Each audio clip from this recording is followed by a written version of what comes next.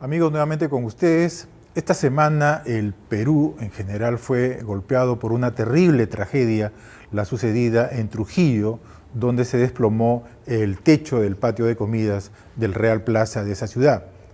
Las consecuencias fueron 6 fallecidos y 48 heridos, lo que ha enlutado no solamente a las familias liberteñas, sino en general a todo el Perú. Y sobre todo porque somos los peruanos consumidores, concurrimos frecuentemente a estos establecimientos.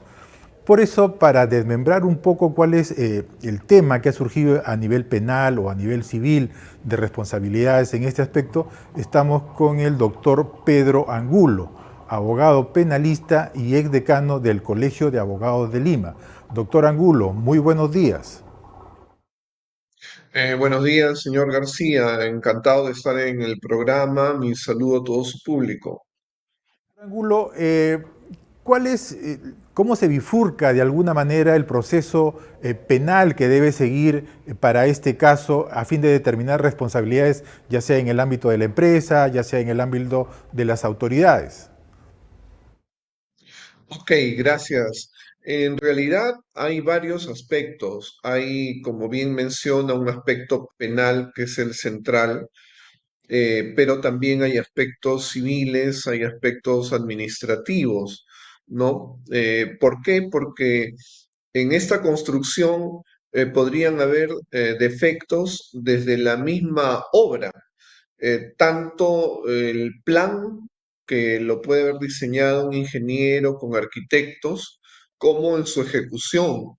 O también podrían haber temas de negligencia que ya abarcan derecho administrativo, es decir, de las instituciones que deberían de haber supervigilado, por ejemplo, las municipalidades, quienes entregan documentos que posibilitan el funcionamiento que si no, no podría funcionar. Y estas entidades se comprometen a estar supervigilando, controlando para que se mantenga la habitabilidad. Y finalmente está el tema más grave, el tema penal. Aquí partimos de el hecho de que se han producido muertes, fallecimientos, se han perdido vidas, y eso significa una calificación en el Código Penal inicial como homicidio por negligencia. Eso va a ser lo que van a investigar fiscales que ya lo están haciendo y que tienen que asesorarse por peritos, porque evidentemente como hay muchos involucrados, todos van a tratar de decir, bueno, yo lo construí conforme los parámetros que me dijeron. Entonces la responsabilidad podría tenerla el mismo planificador de toda la estructura y no a nivel de la ejecución. Otros podrían decir, no, el nivel es, todo se hizo bien, pero el control, hay negligencia a nivel de lo que debieron de controlar en el tiempo, porque se sabe que las edificaciones tienen deterioro y deben de ser reforzadas, etcétera. O se les exige demasiado.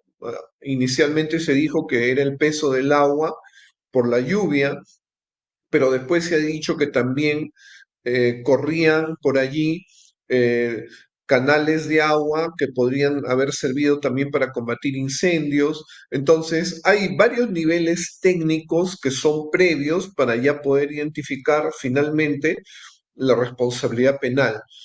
Pero es muy importante, evidentemente, que los fiscales, los jueces se asesoren, porque a veces se procede rápido por la exigencia pública, por la presión que de hecho existe y es natural, y identifican responsabilidades, pero dejan en el tintero algunos niveles de responsabilidad que después sirven para que se filtren por ahí y no se castiga a nadie, ¿no? Entonces, aquí lo recomendable es tomarse el tiempo que sea necesario para que los peritos puedan realmente encontrar a qué nivel es que se dio los errores, negligencia o también podría ser corrupción.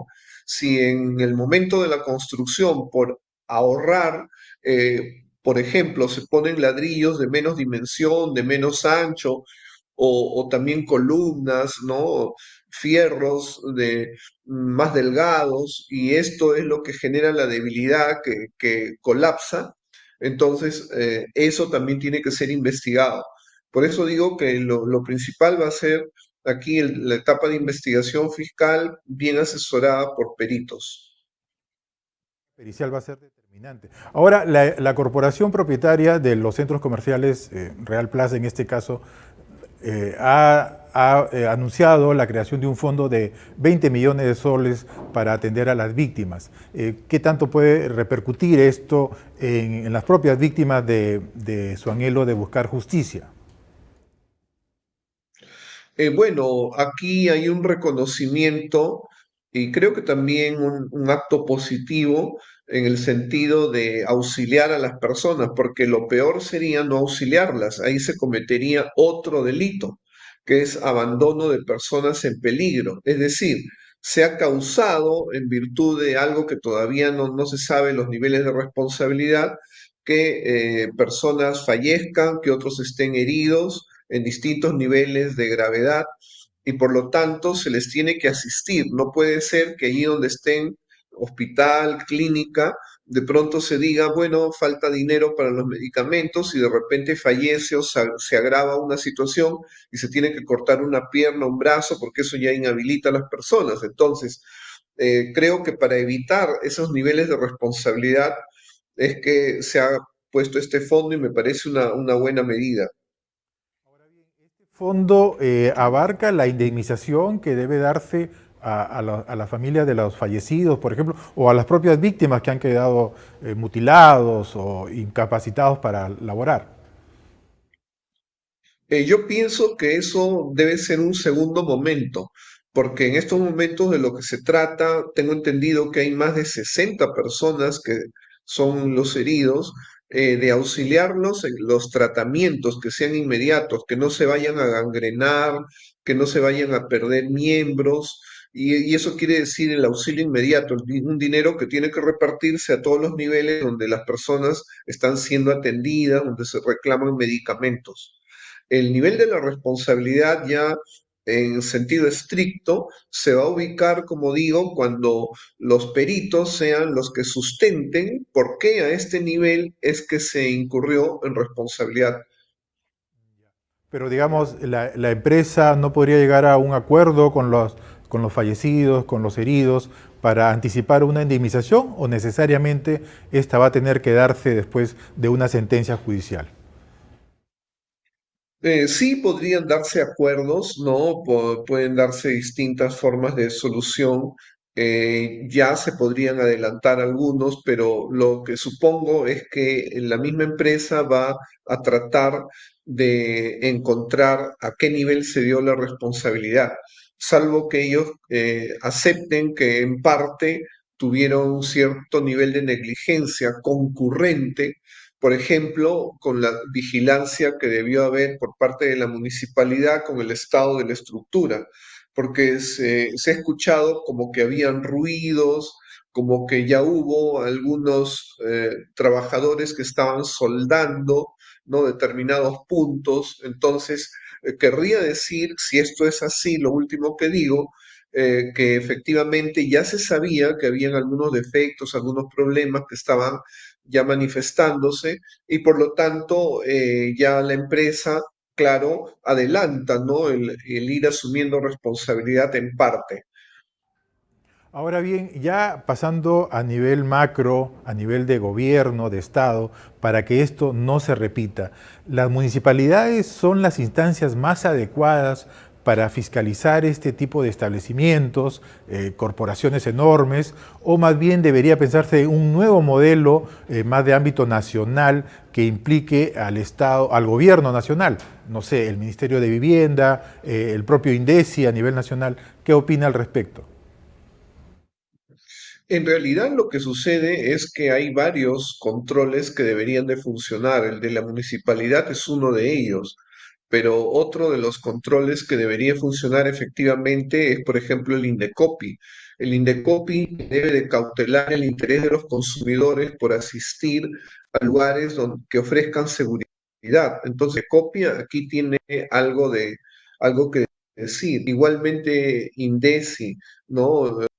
Ellos tienen que ver si efectivamente habría circunstancias como para socorrer a víctimas en casos de accidentes, pero también tiene que venir servir, porque servir se encarga de cautelar a los trabajadores y evidentemente aquí en un establecimiento tan grande no solamente están en peligro ciudadanos que vienen como consumidores, sino también los mismos trabajadores.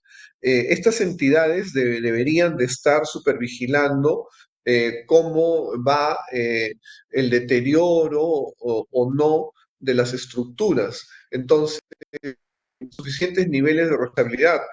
O peor, podría entenderse que sea que se produzcan casos de excepción en el sentido de que hay personas que en vez de buscar que la autoridad concurra, más bien le tratan de ofrecer dinero para que no lo haga o para que postergue ese acto de supervigilancia o control. Entonces, desgraciadamente en el Perú se dice que precisamente estas instituciones que son las que deben fiscalizar que peor y peor funcionan a veces porque se aceptan los actos de corrupción. Entonces, es un tema delicado, ¿no? Que va a tener que ser parte de la investigación fiscal, definitivamente. Justamente mi anterior pregunta iba en ese sentido, ¿no? Las municipalidades provinciales son más vulnerables a tener estos actos de corrupción. Ahora las provinciales, puede haber centros comerciales en un distrito donde todavía son las municipalidades distritales más vulnerables aún. Por eso mi pregunta era si centralizarlo en un órgano nacional que supuestamente tendría un mayor control a este tipo de acciones. Puede ser, por ejemplo, a nivel del gobierno regional, efectivamente, o también a nivel nacional, ¿no? Tratándose de que se trata de estructuras, pues, que si colapsan pueden causar daños graves, ¿no? Múltiples personas pueden fallecer. Aquí ha podido ser el daño mayor. Entonces, sí, me parece una idea atendible, dado el problema que tenemos de corrupción en municipalidades, ¿no? Que desgraciadamente es bastante grande. La Asociación de Centros Comerciales también se ha pronunciado, ha pedido mayores fiscalizaciones, pero a nivel gremial, ¿podrían darse acuerdos, medidas que de alguna manera estandaricen la seguridad de estos establecimientos para que no se produzcan accidentes o situaciones como las que ahora lamentamos en Trujillo? Efectivamente, ¿no? Aquí se trata de cautelar a los ciudadanos, la vida y la seguridad, ¿no? De los ciudadanos. Desgraciadamente, a veces se producen los lobbies. Uno de los temas que se involucró aquí fue que hubo algunos congresistas que se opusieron cierren estos grandes negocios, ¿no? Sino que se mantengan abiertos. Y precisamente la amenaza de los cierres es por las acciones de fiscalización. Entonces, ese es un nivel donde los congresistas que están involucrados deberían también de manifestarse ante los ciudadanos. ¿Por qué lo hicieron? Simplemente defendiendo el interés de algunos socios, ¿no? Dueños o realmente cautelando el interés de sus propios votantes, ¿no? Porque los congresistas tienen que ver por la población, tienen que ver por los electores. Doctor Angulo, como siempre, muchísimas gracias, muy amable por nuestra atención. Interesantes conceptos lo que usted nos ha dicho. Bueno, nosotros amigos vamos a una breve pausa y regresamos con la ronda de corresponsales. No se mueva.